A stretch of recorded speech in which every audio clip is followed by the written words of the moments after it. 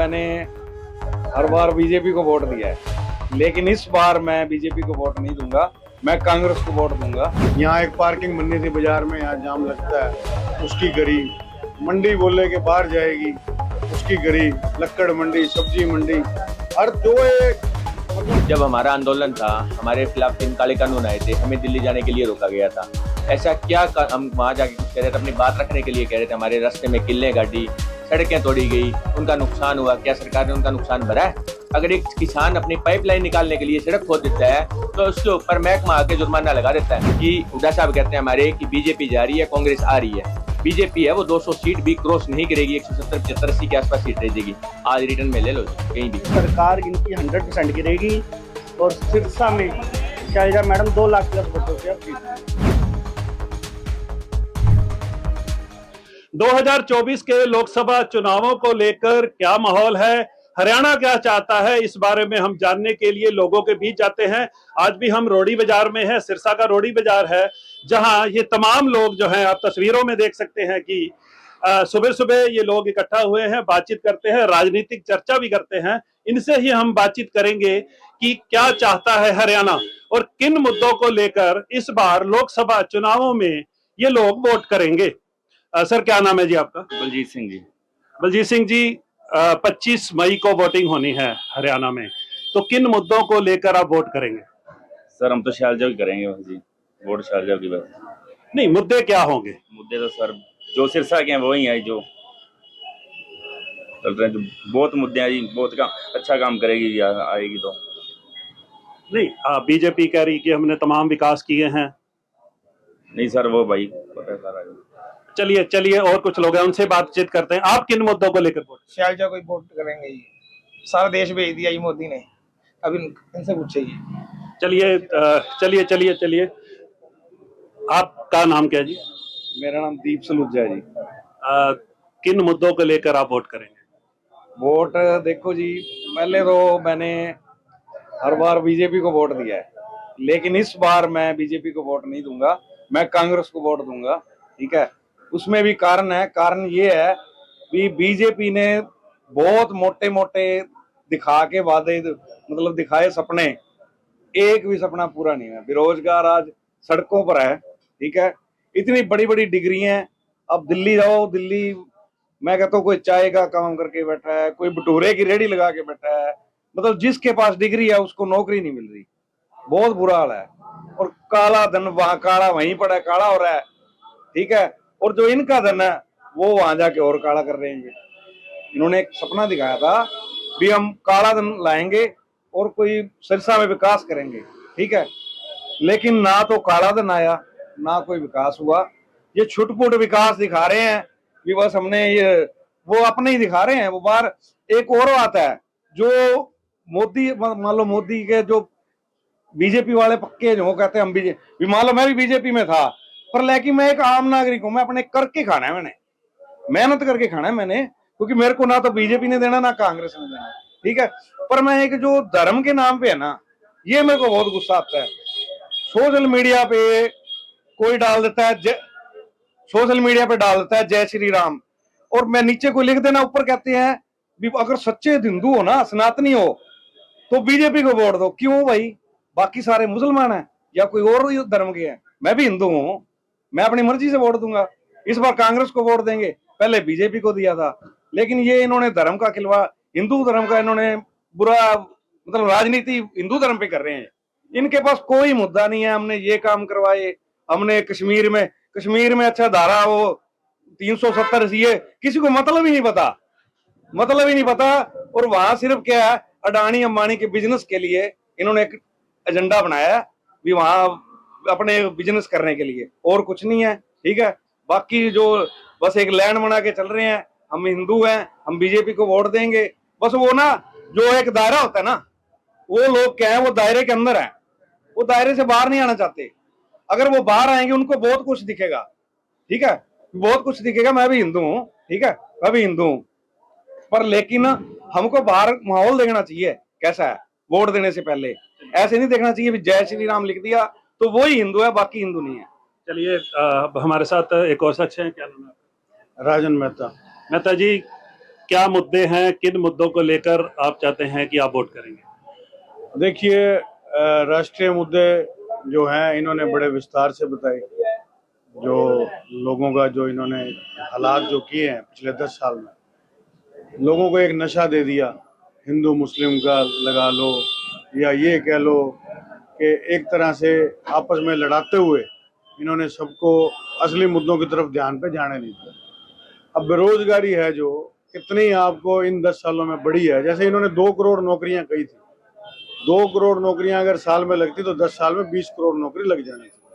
लेकिन हालात जो हैं वो बद से बदतर हुए। अब 15-15 लाख कभी कहते हैं खाते में आ जाएंगे, अब रात को सपना आता है सुबह नोटबंदी कर देते हैं। तो कुछ भी कोई भी फैसला जो है बिना सोचे समझे, अब 28% GST कई चीजों पे लगा दिया। अब महंगाई कितनी कहाँ जाके बढ़ गई।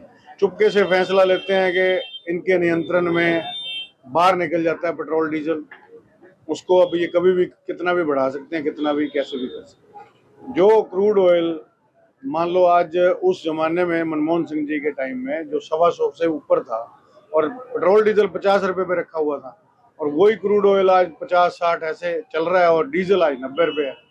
तो किसी चीज पे आए, अगर रसोई गैस की बात करें, वो सब्सिडी थी, वो उस टाइम 400 और 450 तक पहुंचा था, आज 1100 तक पहुंचा दिया। तो हर चीज में महंगाई ऊपर चली गई, बेरोजगारी बढ़ गई। तो ये राष्ट्रीय मुद्दे। अब लोकल लेवल पे अगर हम सिरसा लेवल की बात करें तो इन्होंने जितनी भी घोषणाएं की 10 साल में एक भी पूरी नहीं।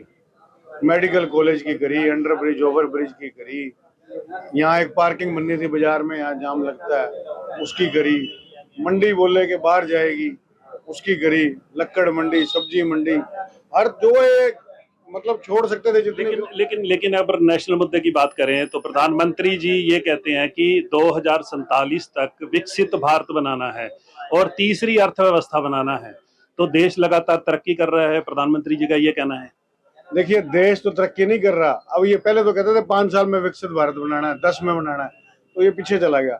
अब ये 47 तक पता नहीं और क्या चाहते हैं। इन्होंने अपनी पार्टी को विकसित पार्टी बना लिया और इन्होंने हर जगह पे दफ्तर अपनी पार्टी के खोल लिए, और सबसे मजबूत अर्थव्यवस्था आज बीजेपी की है, ये आप कह सकते हैं। लेकिन अब ये और क्या मजबूत किस तरीके से 2047 की बात करते हैं। 10 साल इन्होंने निकाले, पहले अपना रिपोर्ट कार्ड कुछ तो दे दो भाई, हमारे ये विकास हुए या ये बेरोजगारी दूर हुई, कोई डाटा कोई बात। फिर चुनाव आता है, फिर कभी पुलवामा कर देते हैं, कभी हिंदू मुस्लिम कर देते हैं। अब ये थोड़े दिन में ये कहने वाले हैं कोई 10-20 करोड़ लेके कोई एक गांव खरीद लेंगे पाकिस्तान का, थोड़े दिन में कहेंगे वो देखिए हमने पीओके पे कब्जा कर लिया। अब ये लास्ट इनके पास ये मुद्दा बचा है। चलिए, हमारे साथ एक और शख्स भी है, आपका क्या? चलिए, क्या मेरा कहना है भी मान लो चलो धर्म के नाम से तो कर दी है, पर एक जब इलेक्शन आता है ना तो इनका एक क्या होता है भी ये आर्मी को बीच में करते हैं। ठीक है, अब बिहार में इलेक्शन थे, इन्होंने चाइना के बॉर्डर पे सिख रेजिमेंट पीछे कर दी, बिहार रेजिमेंट आगे कर दी।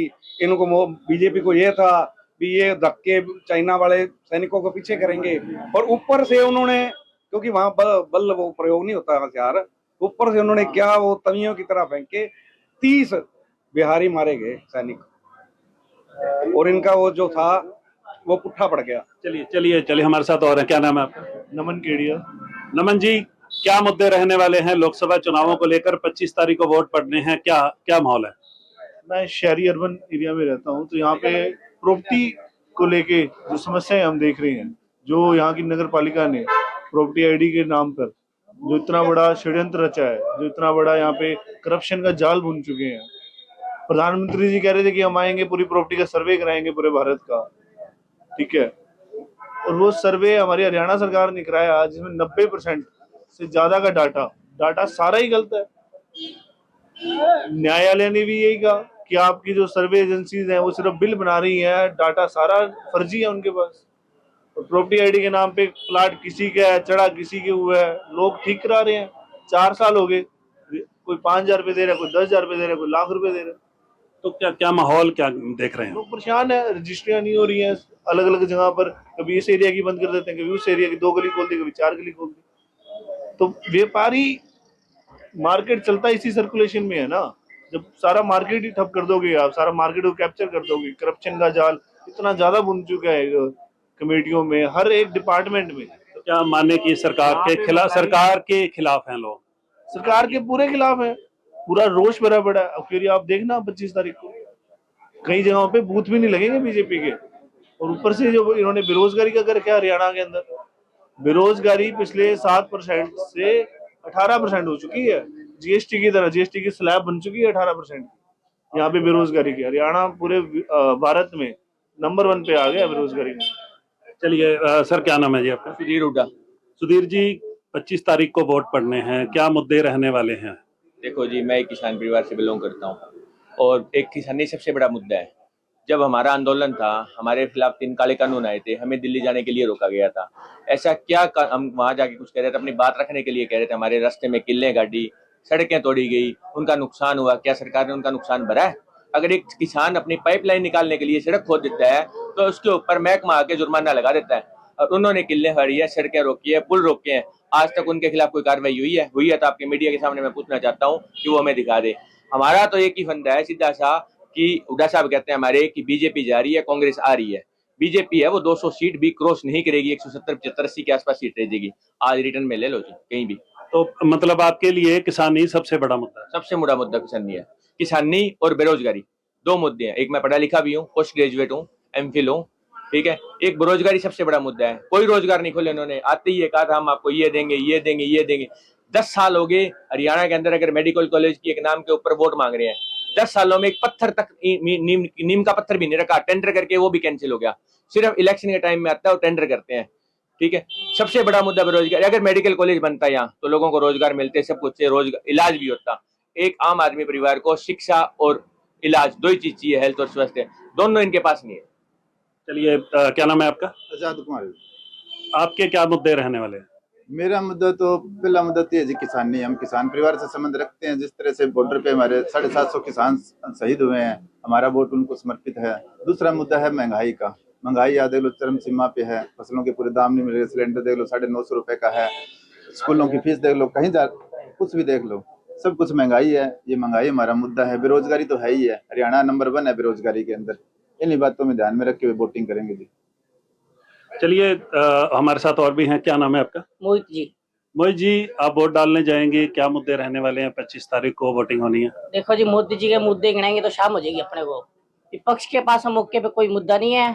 विपक्ष के पास एक नेगेटिविटी फैलाने के लिए बात है। भाई जो भी कैंडिडेट खड़े हैं वो अलग अलग पार्टियों से है। भाई वो अलग अलग पार्टी से है, पर लोगों के बीच में तो 15 साल रहा है। अपना घर नहीं छोटा सिरसा में। और 2009 से जो अपने भाजपा का प्रत्याशी है और कांग्रेस के प्रत्याशी है, उनमें आपको मैं अंतर बताता हूँ। भाजपा के प्रत्याशी और कांग्रेस के प्रत्याशी में अंतर दो ही है। भाजपा का प्रत्याशी 2009 से उनका मोबाइल नंबर एक ही है, 98 105 59 115। वही हरियाणा के मुद्दे क्या रहने वाले हैं वोटिंग के लिए? मुद्दे जी बहुत है जी। मुद्दे गिनेंगे तो शाम हो जाएगी। मुद्दों में तो कोई बात ही नहीं है। 1-2 मुद्दे बताइए ना, इन मुद्दों को लेकर आप वोट करने जाएंगे। मुद्दे जी, हरियाणा में काम बहुत अच्छे हुए, विकास बहुत अच्छा हुआ है। सभी प्रकार के मुद्दे गिनाएंगे तो शाम हो जाएगी। चलिए हमारे साथ एक शख्स हो रहे हैं, क्या नाम है आपका? नरेश बिजा नाम मेरा। किन मुद्दों को लेकर आप वोट करने जाएंगे? मुद्दे ये यूथ की जो मुद्दे हैं वो मेन मुद्दे रहने वाले कि यूथ जो ऐसा एक आजकल शख्स है जिसमें यूथ जिस तरफ वोटिंग ज्यादा होगी वही पार्टी जीतेगी। सबसे पहले यूथ के लिए हमें क्या काम करने चाहिए, यूथ को आगे कैसे बढ़ाया जा सकता है। सिर्फ जितनी भी सरकारें पीछे रही हैं, जो आने वाली हैं, यूथ के लिए काम करेगी वही आगे सरकार बन पाएगी। चाहे जो भी कैंडिडेट हो पढ़ा लिखा ईमानदार होना चाहिए, हम तो यही चाहते हैं। चलिए एक शख्स हो रहे हैं, किन मुद्दों को लेकर आप वोट करने हैं? वार्ड वाइज जो मुद्दे देखें तो फैमिली आईडी, आधार कार्ड, डिजिटल इंडिया के नाम पे सबसे बड़ा घोटाला ये। अब आधार कार्ड में अगर आपने अपनी डेट ऑफ बर्थ चेंज करवानी है तो वो 2 बार से ज़्यादा आप चेंज नहीं करा सकते। 2 बार तो खुद ही गलती कर देते हैं। किंडर मित्र वगैरह बना रखे इन्होंने। अब 15-15 20-20 हज़ार रुपये इस पर डिमांड करते हैं। या क्या चंडीगढ़ जाओ, या तो चंडीगढ़ जाना पड़ता है। फैमिली आईडी की मैं आपको 100 मेरे वार्ड की कंप्लेंटें दिखा सकता हूँ जो इनसे सोल्व नहीं हो रही। लोग परेशान हैं, लोगों के राशन कार्ड कट चुके हैं, लोगों की पेंशनें कट चुकी हैं। तो ये सबसे बड़ा मुद्दा है आम जनता, मिडिल क्लास लोगों के लिए फैमिली आईडी। इस पे सरकार इनकी 100% गिरेगी। और सिरसा में शैलजा मैडम 2 लाख प्लस वोटों से अब जीत रही है। चलिए तो तमाम जो लोग हैं उन्होंने अपने मुद्दे गिनाए हैं। वोटिंग 25 तारीख को होनी है। किस तरफ लोग अपना रुझान देंगे, ये 25 तारीख के बाद ही पता चलेगा। 4 जून को रिजल्ट आना है और किसे लोग अपना प्रतिनिधि चुनते हैं ये देखने वाली बात होगी।